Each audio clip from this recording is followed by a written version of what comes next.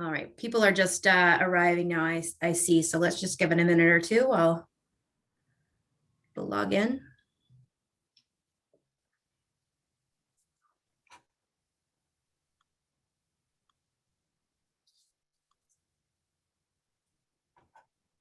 All right. Good afternoon, everyone. Thank you for joining us today for Metalla Royalty and Streaming's first corporate update webcast of 2021. My name is Kristina Pillon, Investor Relations for Metalla, and I'm pleased to be able to introduce our panel today, which includes President and CEO Brett Heath, Vice President Corporate Development Drew Clark, Corporate Development Associate Sunny Sara, Non-Executive Director Evie Tucker, and CFO Saurabh Handa. Brett and the team will take 30 minutes or so today to cover several recent transactions and other corporate activities since our last webcast in October of last year. And we'll also provide some guidance as to what we expect for the company going forward through 2021 and beyond, followed by 30 minutes for Q&A. So if you have a question, please submit it in the Q&A window at the bottom of your screen, and we'll try to address as many as time allows today. If we're not able to get to your questions, please feel free to contact us after the presentation by phone or by email at info@metallaroyalty.com. With that, I'll pass it over to Brett. Thank you, Kristina, and thank you all for joining us here today for our Q1 2021 webinar. As Kristina noted, my name is Brett Heath. I'm the President and CEO of Metalla Royalty. And for those of you that are new investors or new shareholders, welcome. We are a precious metals royalty company, primarily gold and silver only. And we've got 68 incredible assets. And these are on various different projects around the world in some of the top jurisdictions that cover some of the most proven geological trends, with the strongest counterparties. And these are just amazing assets to own. Now, the way that we have been able to build this company up over the last 5 years is through a very laser-focused strategy, what we call the third-party model. And what that is the third-party model is we acquire royalties from third parties. So we're not giving the mining company the cash in exchange for the royalty. We're going to the third party. And the reason why we do that is because these third parties allow us to get exposure to these extremely high quality projects, these very big operators that would not otherwise encumber their assets for a small dollar amount. You know, that dollar amount has been growing as we've been growing the company, but that's been the basis of this company and our strategy since the beginning. It was something that we recognized and I believe really pioneered about 4.5 years ago when we saw this was just an incredible market.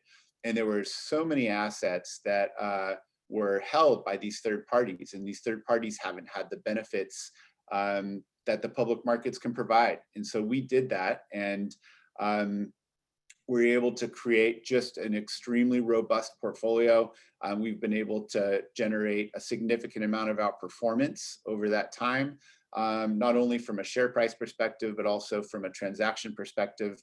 And we've been able to acquire just some amazing assets. And for those that are new to investing in this sector, you know, royalties are a non-dilutive, free carried interest that delivers top line cash flow into perpetuity.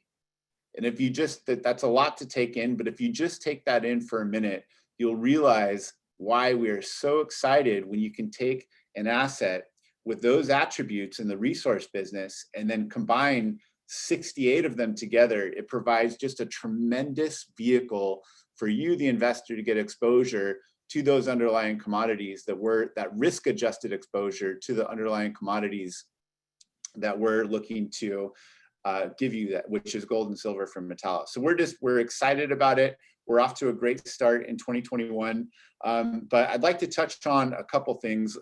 One recent question that I've been getting from investors over the last few months, particularly as the company has matured, we've gone from kind of zero up to just about a 500 million Canadian market cap in the last 5 years. And a lot of the questions that I receive is, how are you guys going to continue to grow?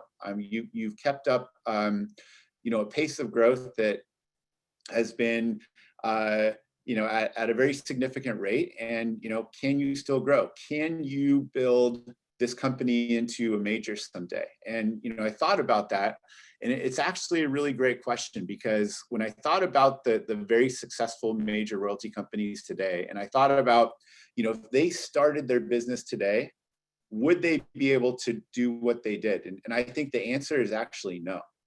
If any of those major companies started today, I do not believe that they would be able to build their companies in what they are today, because it is just a different environment. There's a lot more competition.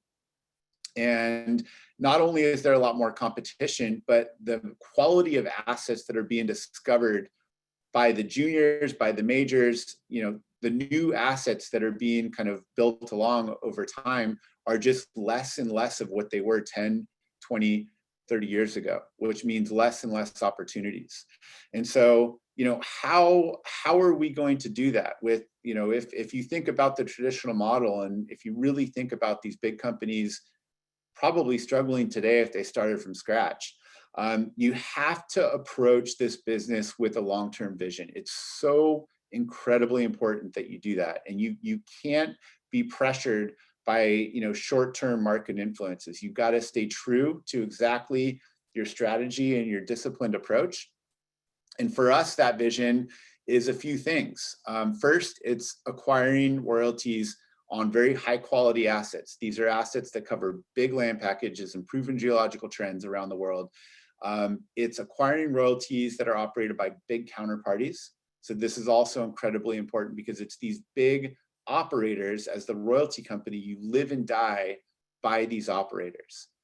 They're doing all the work, they're spending all the money, and the quality of the operator often translates to the end value of these royalties. So that is another big part of it in regards to kind of the vision that we're trying to put together as we're building this portfolio. And the third is growth.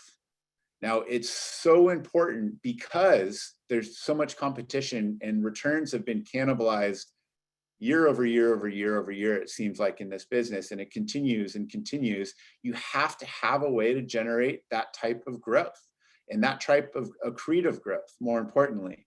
And one of the ways that we have seen has been the most successful is the organic side of it. What that means is, if we can target assets that go through a significant amount of growth, we buy a royalty on a development asset, the company drills, the reserves double or go up by 50%. This is accretive growth. This is free organic carried growth for the shareholders. And historically, when we looked at this business, we saw that the actual big value generative events for these companies wasn't transactions, it was this organic growth. But you have to put, it's these big discoveries where you can buy a royalty that's worth 5 million and it becomes worth 500 million a few years later. I mean, discoveries can generate real wealth regardless of what the gold and silver price can do. But you have to put your shareholders in position to do this. And what we feel that we've been able to execute on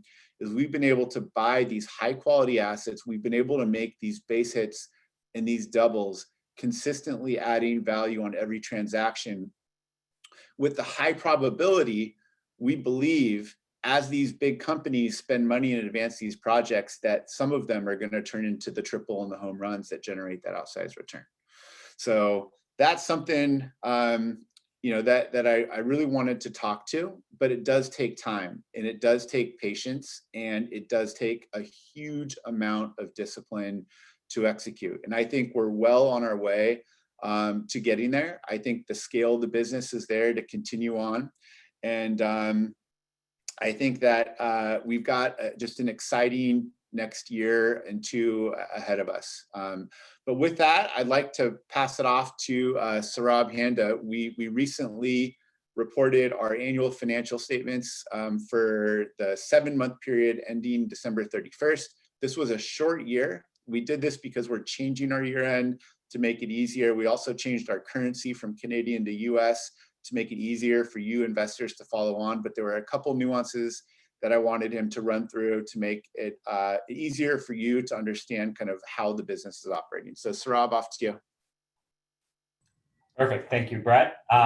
So as Brett mentioned, we've just sort of released our December 31st financial statements. And there's one piece that I really kind of wanted to touch on. We acquired the Higginsville price participation royalty in October of 2020. So the first time we did any accounting disclosure on it was on our December 31st financial statements. So after our analysis, Metalla concluded that under IFRS, the accounting for the Higginsville participation royalty should be one of a derivative asset. Treatment of a derivative asset compared to a royalty asset had sort of a lot of accounting differences, but I sort of thought I'd touch on the two biggest ones because they're probably the ones that most impact any investors who are doing an analysis. First is that instead of carrying a royalty at historical cost on the balance sheet and depleting it as ounces are delivered, you are required to carry a derivative instrument at fair market value on your balance sheet. What that means is that at every period end, Metalla has to go and do an estimate of the fair market value, and then you end up doing a mark-to-market adjustment to adjust the book value to get it to that fair market value. And that mark-to-market change goes through the P&L. Very different from a royalty, which you're just carrying at historical cost. And a second one, which probably is the most important in my opinion, is that when cash flows come in from a derivative royalty, instead of treating those cash flows as revenue on your P&L, any of that cash that comes in essentially is used to reduce the carrying value of the derivative asset on the balance sheet. This means that none of those cash inflows go through the P&L at all, and any cash that comes in just reduces the carrying amount on the balance sheet. So because of this treatment under IFRS of a derivative not recording revenue on the P&L, for any investors who are looking at our statements and you're using revenue from royalties as a way to measure sort of cash flows and performance of those royalties, now if you're just looking at that revenue line alone, it doesn't actually give you that full picture because it essentially ignores everything from Higginsville completely. So basically, in order to assist investors with the analysis, Metalla has a couple of non-IFRS measures that we disclose in our MD&A.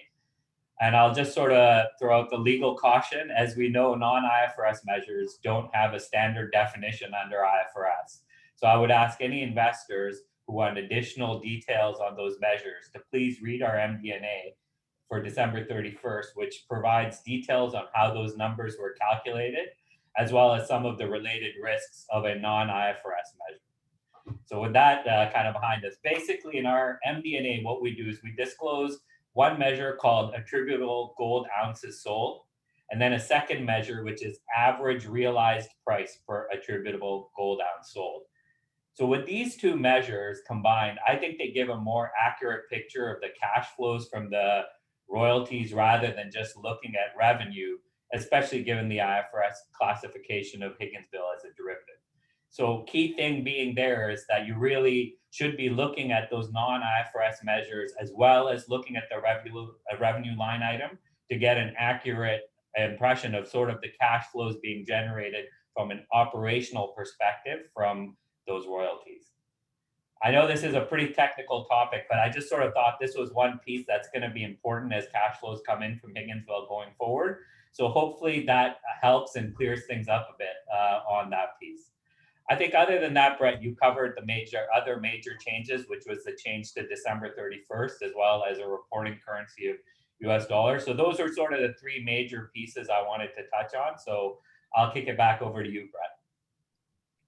Thanks, Saurabh. Thanks for providing us some more details on that. And if again, it is a complex, it was a complex transaction. It was a complex structure, and so why not give it complex tax accounting treatment? That being said, it is an incredible asset. It's been performing better than our expectations, so we're very happy with it. And Karora has been doing a spectacular job, building out that asset and that mine. So with that said, this has been a record-breaking year. The first quarter that we've completed 4 transactions in one quarter. The average number of transactions usually completed for the peer group during the year is somewhere around 2, maybe 2.5. So 4 in one quarter is a pretty significant pace, and it just goes again to show our ability and our model and our track record that can generate these bilateral high accretive deals. So I'd like to quickly touch on those deals. I'm going to hand this off to our corp dev team, Drew Clark and Sunny Sara, to give a good recap on the first 4 deals here this year. Thanks, Brett. So for everyone who may not be familiar, we closed or announced within 10 days 4 deals, and all of these deals are really close to our DNA. And what I mean by that is they're all third-party royalties. They're on top operators. Those include Agnico Eagle, Kirkland Lake, Barrick, Oz Minerals, and Eldorado as the counterparties. They're on really large land packages. Our second Brazilian deal is over 100,000 hectares. And we're going to see a really significant capital spend on all of these assets going forward. So these are fantastic assets that are right down the fairway for what sort of Metalla is looking to pick up. These were all very well received by the analyst community. 2 targets went up, 2 buy ratings from holds came on as a result of the value that we presented with these transactions, and it's been really well received. Without getting into too much detail with each one, I'll quickly touch on the 2 Brazilian ones that are somewhat similar. They're both higher grade milling operations in Brazil. Both have nearly about 2 million ounces in inventory and will produce over 150,000 ounces a year on an annual basis once put into production. The first one, Tocantinho, was in Para, Brazil. We bought a 0.75% GVR on it for $9 million US. It's a great permit-ready, shovel-ready mine that's currently in the hands of Eldorado. It's going to do 170,000 ounces a year at under $600 cash costs. Really good margins on it, and we expect that to be built and have a production decision probably in the next couple of years. The other transaction we completed was on the Centro Gold asset, which is currently being pushed forward by Oz Minerals. Many of us in North America are familiar with Oz. This is about an $8 billion enterprise that's generated over $500 million in cash flow last year. Very competent operator, great foothold already in Brazil, and we're excited to see them push the project forward. They're aiming to have the production start on the mine in 2024. They've got the team and the guys in the area to do it. But it, again, similar to the Tocantinho deal, is going to do over 150,000 ounces a year. Also on an accretive basis. The analyst community was really big on this one, not just because of the price we paid, but also there's a massive exploration upside on the portfolio of properties that we've got the royalty on. There's over 25 kilometers of strike, and it's, as I mentioned earlier, 100,000 hectares. So it's a fantastic piece of property to have come into the portfolio. I'm going to pass this off to Sunny, who's going to talk about the more geologically exciting portfolio royalties that we picked up as well. Thanks, Drew. So shortly after that, we announced a press release where we picked up 3 royalties. The first one was the Agnico Eagle's amalgamated Kirkland asset in Kirkland Lake, Ontario. Now, this is a potentially development project deposit that's part of their Kirkland Lake hub. They're hoping to potentially produce up to 200,000 ounces a year from this hub. And this is about a currently 700,000 ounce deposit that would feed into that hub. Now we're really excited that this is still open at depth, and they're spending quite a bit on the property within the next year. Along with that transaction, the other portion of this royalty was on Kirkland Lake's Macassa mine. It's directly south of the South Mine Complex. There's some surface mineralization that's on strike that will potentially move forward onto this claim. And there is also for the potential that the Southern Mine Complex mineralization also falls into this section. And this royalty is a 0.45% NSR royalty. Shortly after, at the same time, we also announced the acquisition of the Del Carmen royalty. This is a 0.5% NSR on Barrick's Alturas Del Carmen development asset. The Del Carmen portion covers just the Argentina side, whereas the Alturas covers the Chilean side. So the 8.9 million ounces of inferred resources there does also include some portions of Del Carmen there. And out towards Del Carmen is a large oxide deposit. They're currently looking at implementing a near surface open pit deposit at Del Carmen. They're hoping to do a PEA in 2021. Originally in 2011, Malbex Resources had outlined a 1 million ounce deposit there, but Barrick has recently outlined that the exploration upside in the region looks like it might be upwards of 2 to 3 million ounces. And they believe it is the same alteration footprint as the Veladero mine, which is about 50 kilometers to the north of this one.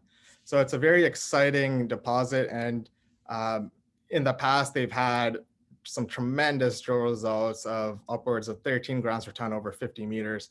And they had just recently outlined the high-grade discovery called Chibolita, which is also near surface. So they plan to complete quite a bit of drilling in the area, and we're excited to see what happens.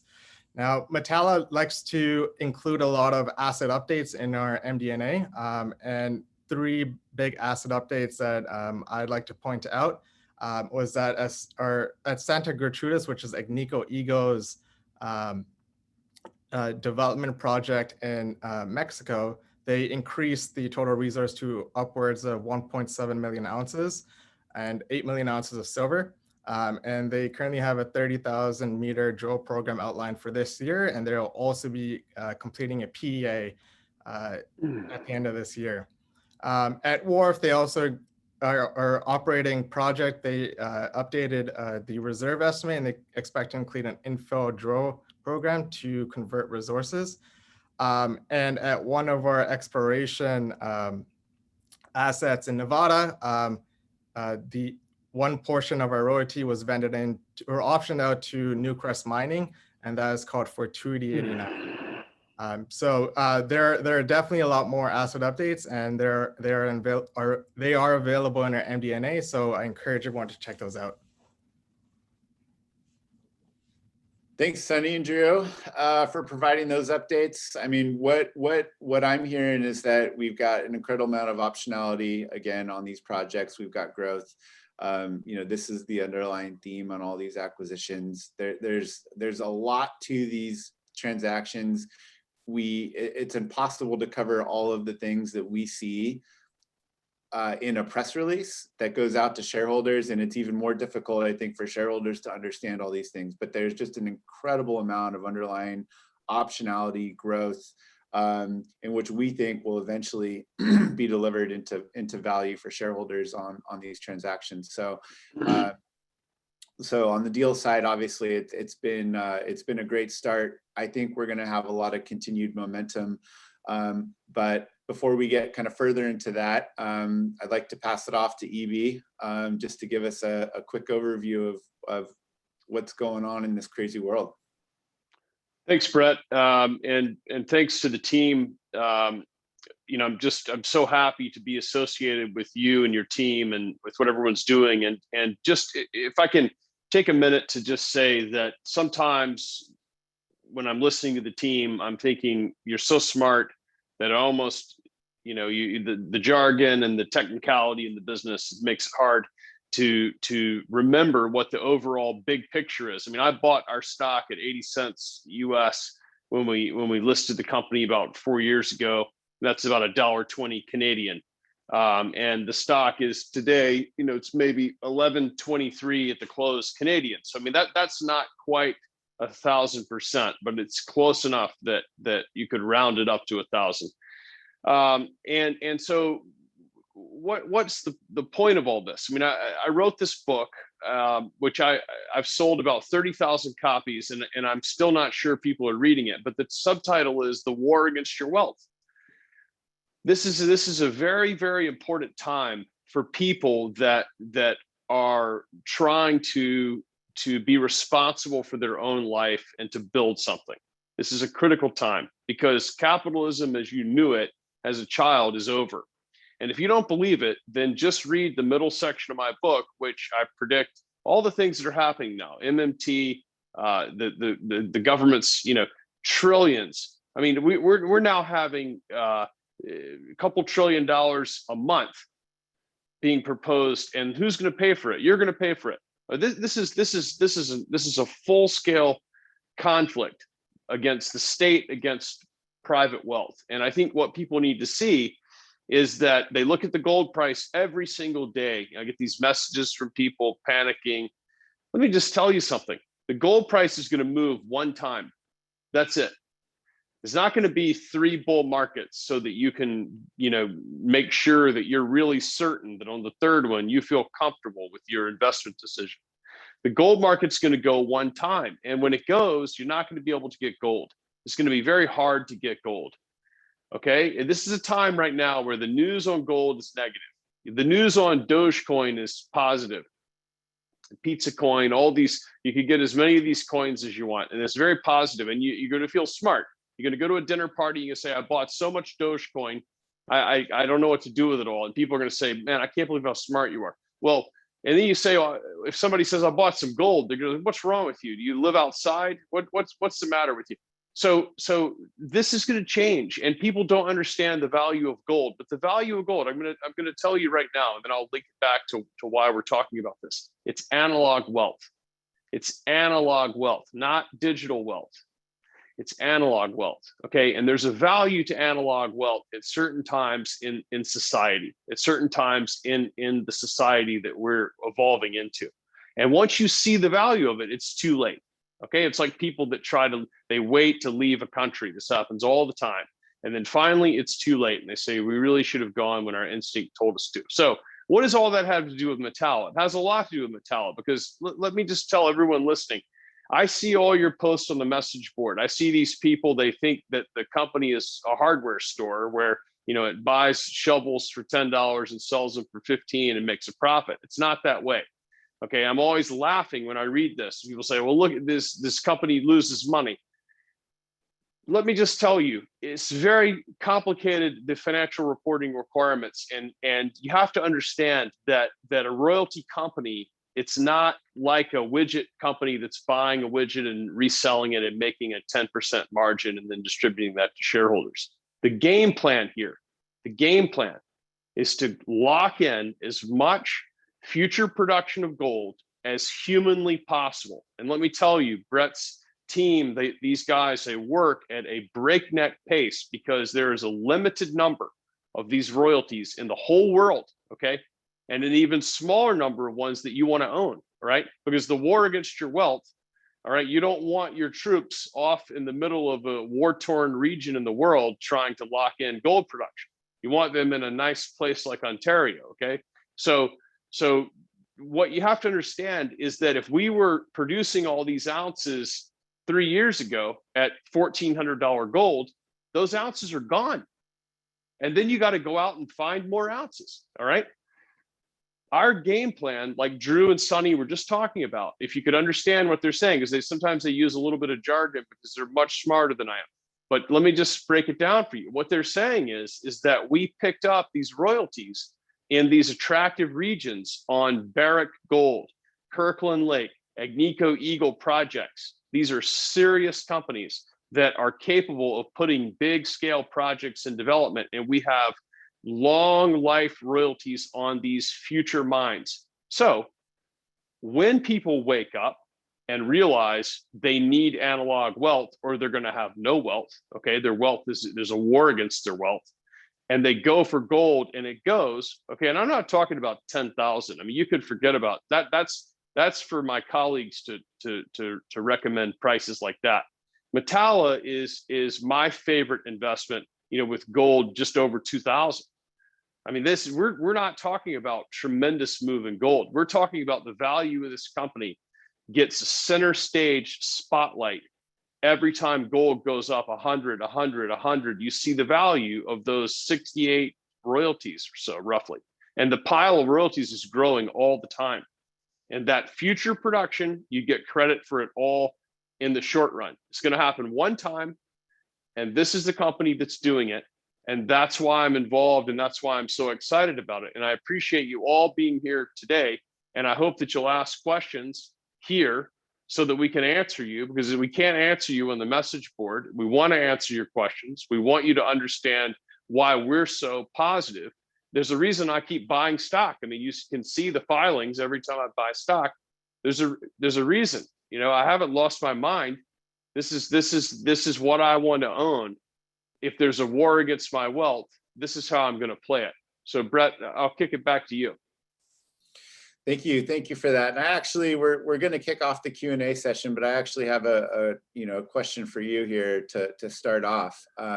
Just as we move into this period, it's important to understand an asset class that you're owning. Now, obviously, gold is an asset class, but historically, when there's been these major resets, things like gold have come under pressure. They've been demonized.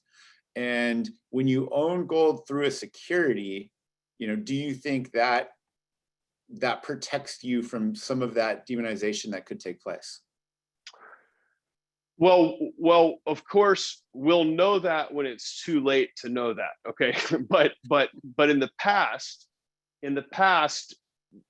the restriction has been on the item like the gold coin, where you've had exclusions for things like a home stake mining. I mean, let's go back to the 30s.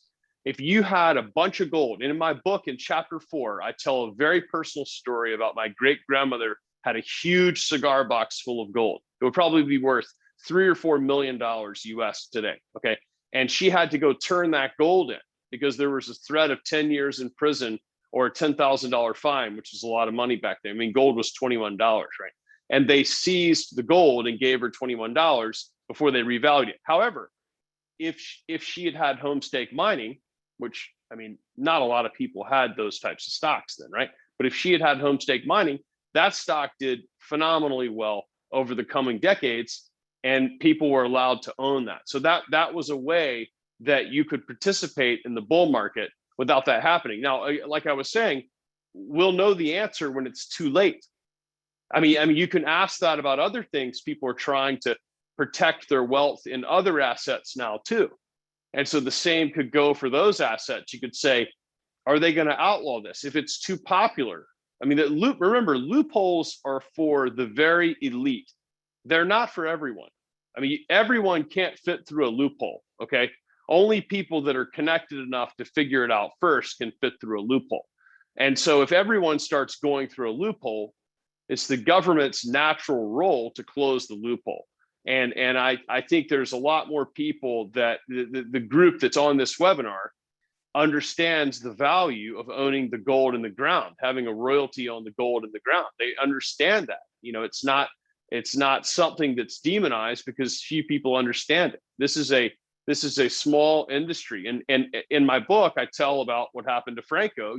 You buy a $2 million royalty that in Nevada, which is a nice place to do business, it pays out over $1 billion in payments, and nobody on Wall Street really knows anything about it. So that's an example of how this industry it's nice to be so far upstream. And I think people need to recognize that as we head into this type of environment, that it's one of the places. Remember, you want to be a spider, so you have 8 legs. You don't just say, I'm going to have only this, but this needs to be one of the legs. This type of investment is one of the legs, because once you know which one worked, it's history then, and there's nothing you can do about it. Yeah. And I mean, the great thing about the royalty business as well is that you're also not confined to one government. We own royalties across a number of the top jurisdictions around the world. And sometimes governments have different opinions. So that also reduces the risk overall, holding this asset. And Brett, much more fundamental is the fact that gold is not an investment. And I know people are gonna really be upset about that, but gold is an asset.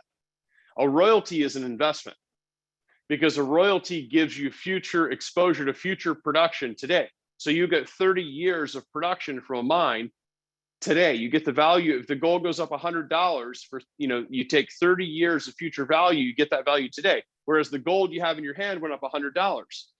People need to see this. Gold. It's nice to own gold. It's solid. It's there when you need it. When the bullets are flying, you're glad you have it. Okay. but it's not an investment. An investment is something that gives you some sort of leverage. And a royalty gives you this gigantic piece of leverage without having to borrow money to speculate. You know, typically to get leverage, you have to sign your name and borrow money and take a bunch of risks. But what's interesting about royalties is that you have decades of exposure to rising commodity prices without borrowing and taking on that. That's an investment, okay? And that's an investment that appeals to me in a major way, right? Whereas gold is an asset. It's an asset with no counterparty. It's the most trustworthy asset in the world. It's the one thing that doesn't fail, you know, when the bullets are flying, right? There's no bank on the other side of it that stops, you know, making payments. Okay, it's not like that. However, it's not something you buy hoping that it just goes to the moon or something like that. It's not that way. So you have your gold, and then you have your investment that's tied to gold. These are two different things. They're both very important. Thanks for that. Thanks for that. So we'll start to kick off the Q&A questions here. So we'll just start working our way through. Again, if you have any questions about any of this, about the company, about the assets, anything, please type them in, and we'll try to get through all of them here. The first question is, with the lower gold price, is it easier to do more deals now? You know, I would say that the gold price has less of an impact on our business than other companies. You know, royalty companies that follow the traditional model, you know, they often times have trouble with the higher gold price, because when the mining equities are overvalued, then those companies often use equity as a form of financing their operations, and not royalties and streams. For Metalla, because we're buying third parties, we always have this constant deal flow, because these parties, these royalty partners, they want to transact with us. They want to get the benefits that we can provide them. And so although the higher gold price can result in a higher cost, and a lower gold price can result in a lower cost, you know, oftentimes it doesn't have quite as much of an impact as you've seen last year and so far this year have been record-breaking years for the company, and we continue to move forward. We've got another question here, you know, with on the dividend. Okay, so we've got a few questions here on the dividend, and you know, I'd like to point out the dividend. You know, nothing has changed from our perspective on the dividend. What led to us pausing the dividend was a combination of our largest cash flowing asset, which was Endeavor, going on care and maintenance towards the end of its life. That was fast tracked about a year because of the lower lead and zinc prices at the time. And then on top of that, two of our development assets that were staged for production a year earlier, which was Cozy and Joaquin, got delayed about 12 months. So kind of the combination of those two significantly decreased the cash flow from our assets. Now, we understood that last year, and we went out and we bought a royalty on the Wharf mine, which is an incredible asset. Core's the operator. It pays monthly. It's a gross value royalty, so there's no deductions on that. And it's been performing incredibly well, even above our expectations. And then we also went out and acquired the Higginsville royalty, which has done the same. So with those two royalties, we're still waiting on Cozy and Joaquin to kick up to their higher rates. We're obviously continuing to look at more transactions that can provide that cash flow. But once we have, with a bit of more certainty, the continuing cash flow from this group of assets, you know, I think that puts the company in position. You know, obviously we have to weigh that against everything else, but you know, the goal here is to pay out up to about 50% of our operating cash flow. For a while, our operating cash flow was falling below what we were cash flowing, and so that's why the dividend paused.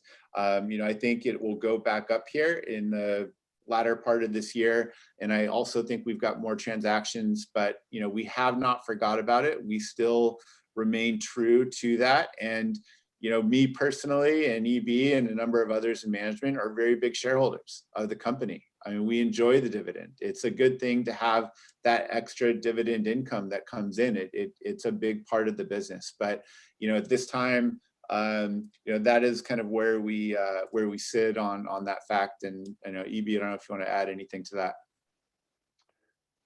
Well, it's a balancing act. I mean, a company that's a high growth company that's low overhead. I mean, people are griping about the company's operating expenses, but I just like to remind everyone that we have something like only 4 employees, or maybe, I don't want to leave anybody out, maybe it's 5 or something, but we have a half an office. We share an office. We don't have any furniture, any fancy rugs in there, or there's no Picassos hanging around. And the biggest costs that we have is like the listing. I mean, we're on, New York Stock Exchange and Toronto Stock Exchange, which talk to your congressman. I mean, it costs a fortune every time we put out a press release, we've got to make so many filings that we're employing 4 or 5 lawyers.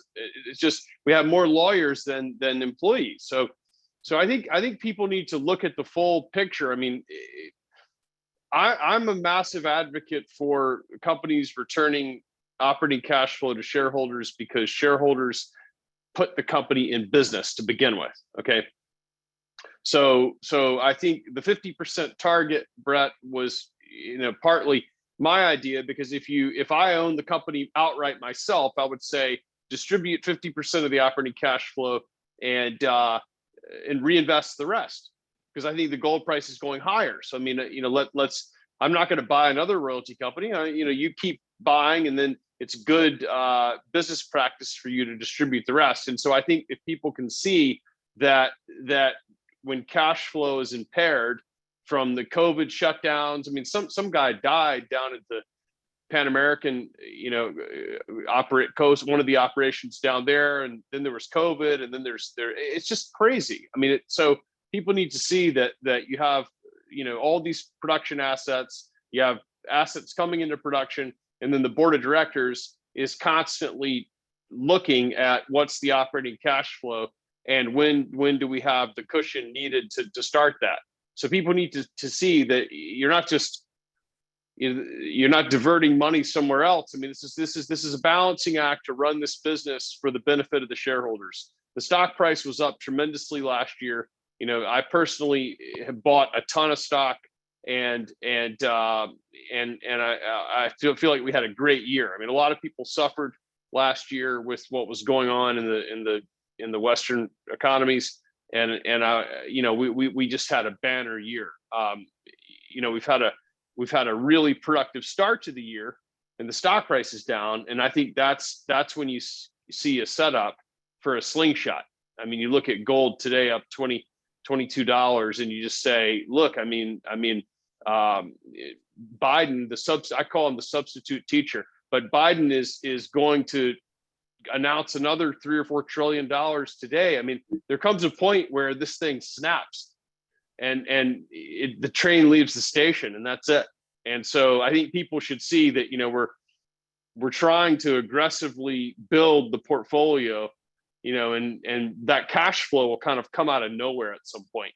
And the company's philosophy is that belongs to the shareholders, and 50% growth, 50% shareholder is a philosophical target. I think it's always being looked at, but people should know where our head is when analyzing. And the company's not done any financings. There's no private placements, there's no warrants. I mean, think about it. I mean, this is the whole, in totality, this is being run for maximum benefit to shareholders, which is working out pretty well. Yeah, we've got another question here. I'm just making a comment of the net loss, and what I'd like to point out as well, just as an example, if you look at some of these tech companies that show, a very small net income or a slight net loss while they're in growth mode, and then they become these billion-dollar companies that cash flow, hundreds of millions of dollars later on. What they're doing is they're investing, they're investing into their future. And that's the way we see a lot of these development assets. When you look at these assets that, we buy today for 5 or 10 or 15 million, and, the ones that we bought 3 years ago, if we looked at really the fair market value of those today, they could be up double, triple. I mean, these things have significantly have gone through a huge amount of growth. And so there's a lot of value that's generated there organically that we discussed before.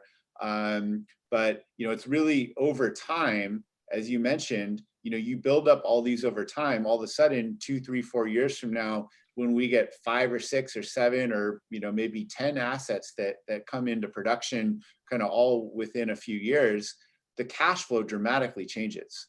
All right. So, but wait a second. So, Brett, go back to what you were saying. Take Santa Gratuitas, for example.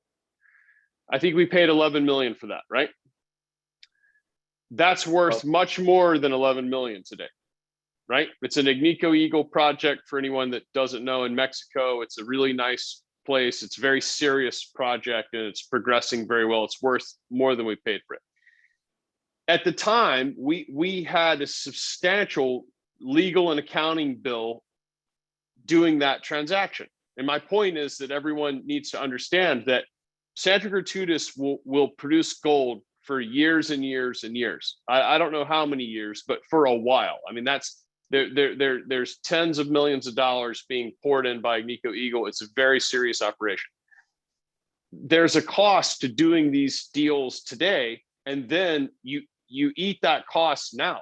So that's a check that you have to write to the law firms and to the major accounting firm and to everybody that it takes to get that deal done.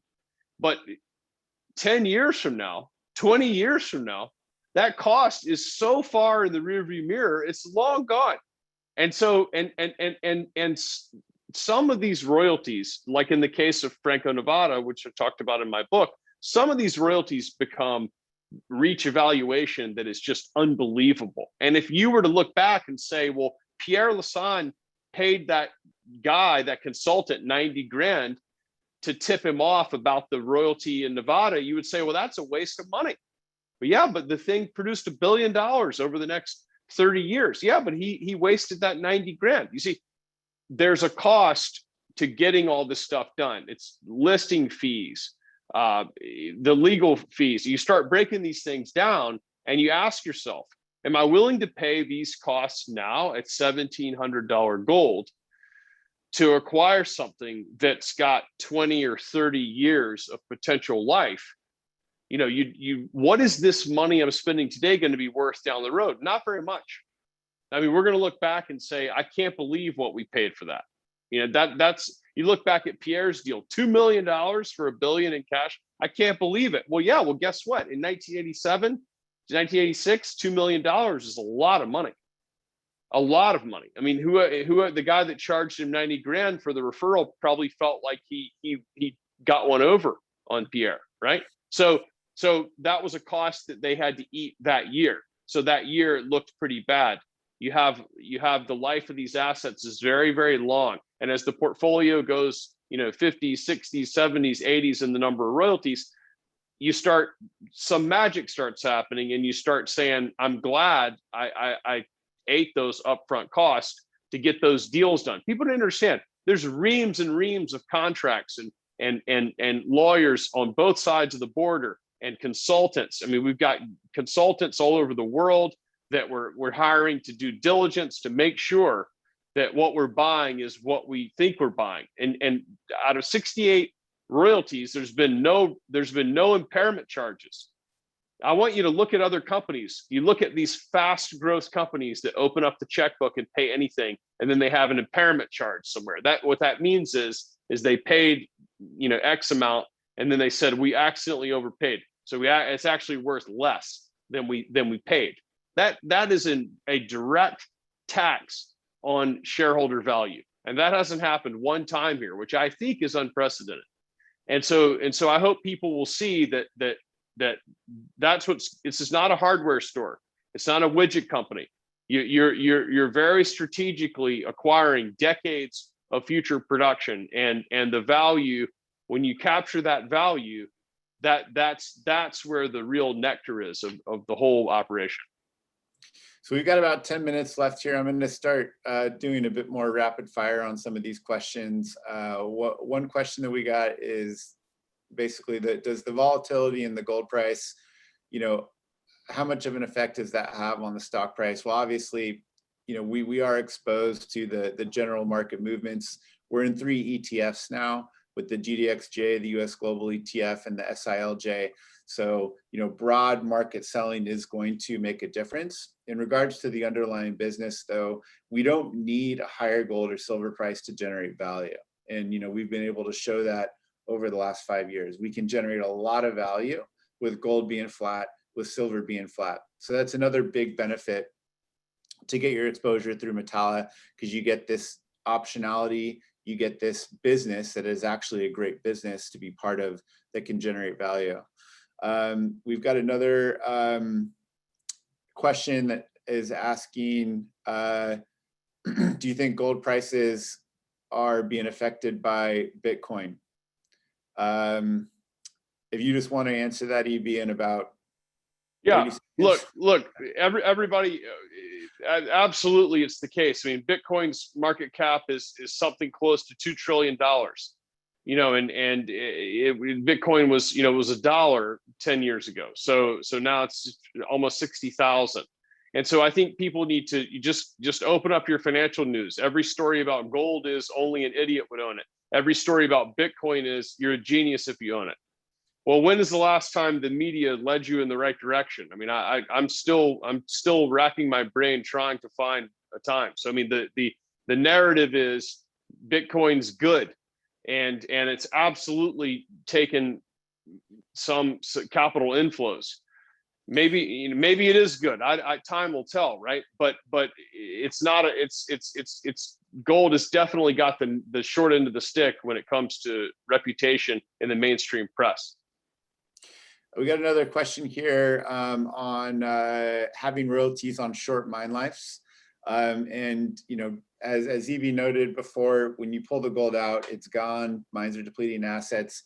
So you want assets or various assets that give you that longer stage. The way that we've been able to build the company since the beginning is that even though some of our early producing assets were short mine lives, these were able to give us that cash flow to scale the company up and really acquire these much, much longer life assets that we think are going to be coming into production in the next year or two. And that's really what's going to drive the bulk of the value.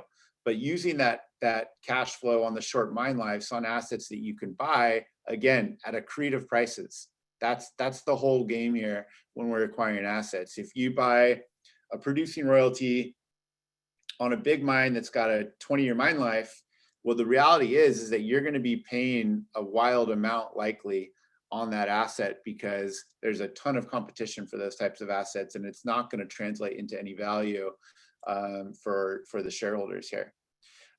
We've got another question on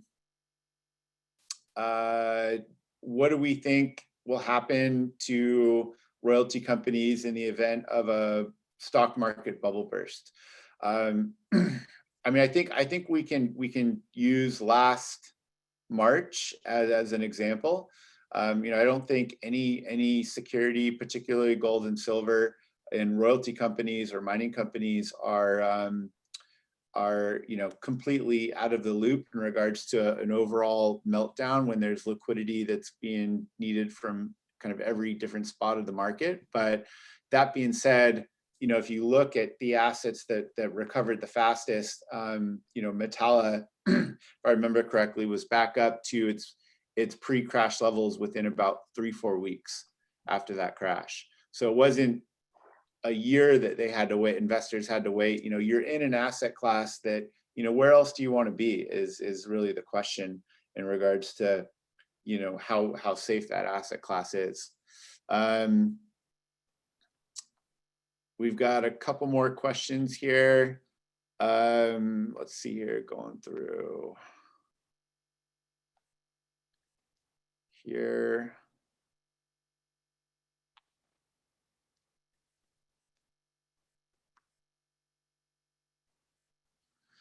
Some general market questions here.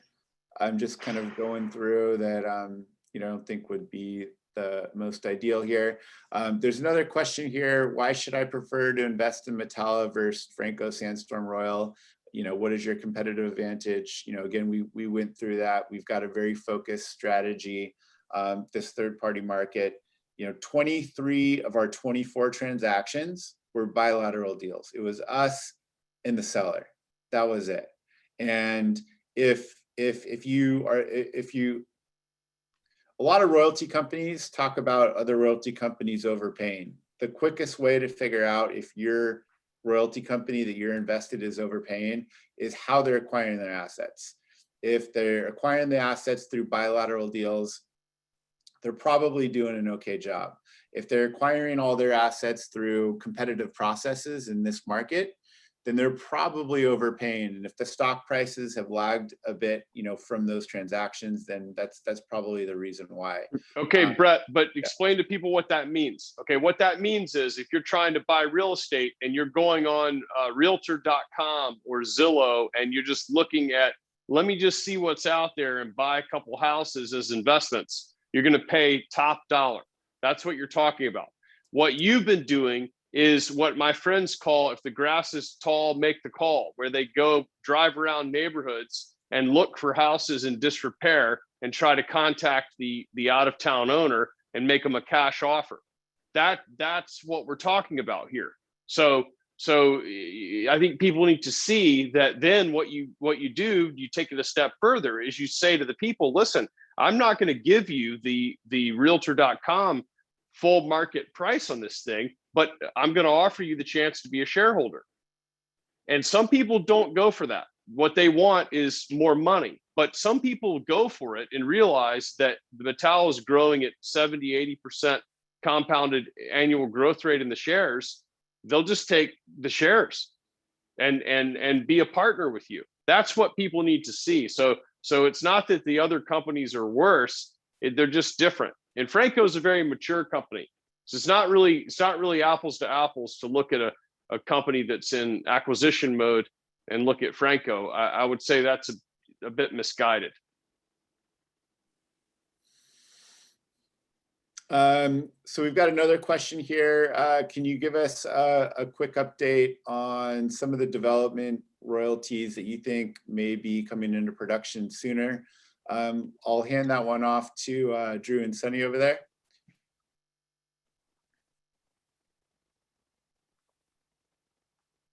Was not expecting me put on the spot. I'll probably give you an overarching view of it. In about 2022, 2023, the portfolio that we've been building over the last 3, 4, 5 years is going to really kick off in earnest. And in that period, we expect to see our 2 acquisitions from Brazil either starting to produce or starting to get built, so that we have some optics as to when they'll come into production. But also assets like El Realito and Santa Gertrudis that are being pushed forward by Agnico Eagle. We expect to have a timeline as to when that's going to production. Yamana just picked up one of our assets called Wasamac through a merger with Monarch Mining. They're planning to put their mine in production in 2024, 2025. So there's a lot of sort of near-term upside for these assets as they continue to drill them out when they're going to be building them. But 2022 is really when we start to see the assets that we've been picking up that are going to start having capital committed and the build going further ahead. I would also like to add, recently in the recent Bank of Montreal conference, both Agnico Eagle on Santa Gertrudis and Yamana Gold on Wasamac, which Yamana's 2+ million ounce deposit, which they recently acquired, and Agnico will likely be well over 2, we think, in the next couple of years.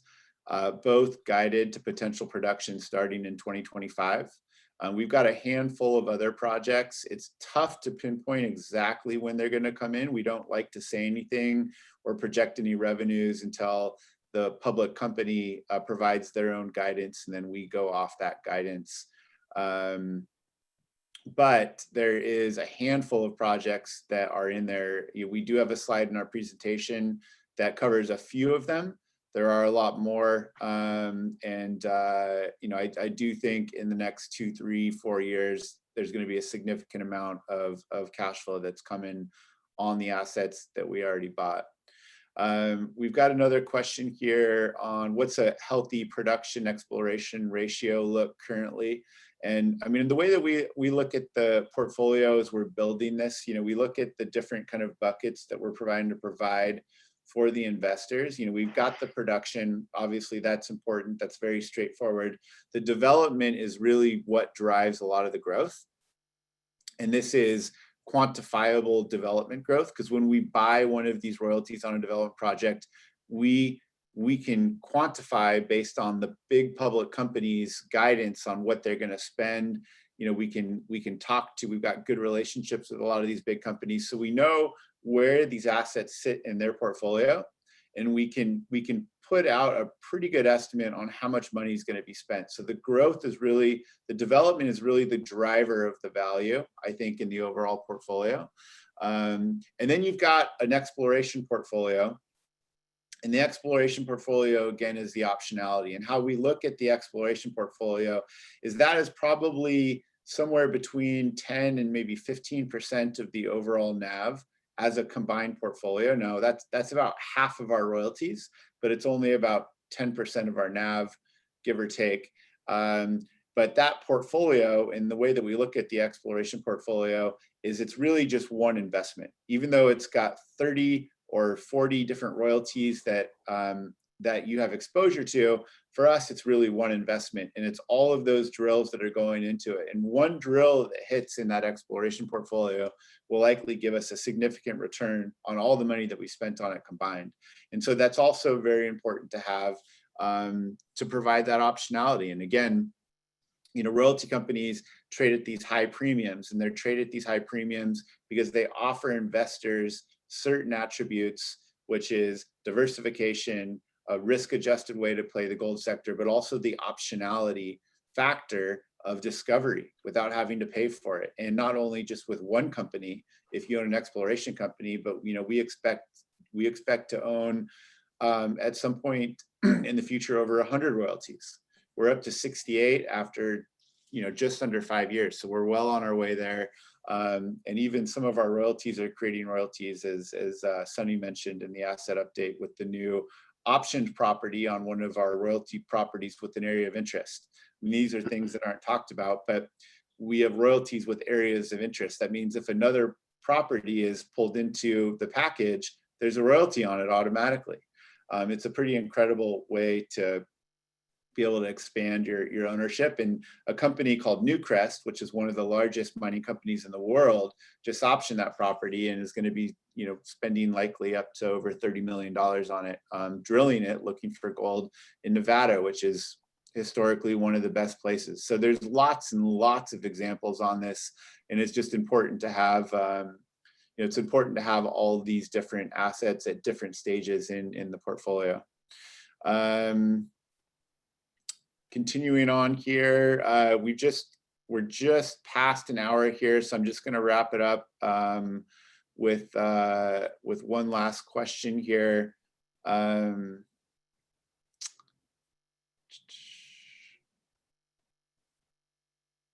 the last question here is, were there any challenges that you had to deal with when you didn't foresee starting the company? And I would say, you know, that's a good question. I mean, there's always challenges related and not related to the business when you're growing a public company, because there's a lot of important parts about the core business that's going to drive the growth, and then there's a lot of other stuff that goes on within the public company to make it a success. But you know, what I could say is that, you know, we've had an incredible team. You see all of them here today. They've all played an incredible role in helping build this company from the very beginning. And so, you know, we've been able to tackle all of these challenges. Is, you know, every single person you see here, even a lot of people that you don't see here with the rest of our board, our technical advisors, a number of consultants that we use around the world, have really played just an incredible role overcoming these challenges, you know, making sure that the assets that we buy have a great potential to deliver a lot of value for you, the shareholders. And again, that's all we're trying to do. We're trying to bring in as many assets that we can, adding per share value for the shareholders. And we think we've been able to do that consistently, and we're not stopping here. I think we're going to continue on. Like I said, this year is off to a great start. And we've got the momentum and the pipeline and the model and the track record to be able to continue to execute. So thank you for joining us here today. We appreciate all of your time. I know we've gone over just over an hour here, and I guess we'll hand it off to Kristina on any last remarks. Thanks, Brett. Yes, that concludes the webcast today. Thank you everyone for participating. We're going to be posting this recording on our YouTube channel, but I'm happy to forward it to anyone who requests it. And also, if we didn't get to your question, please send me an email and we'll try to address it in short order. The email is info@metallaroyalty.com. Thanks again, everyone, and have a great day. Thank you.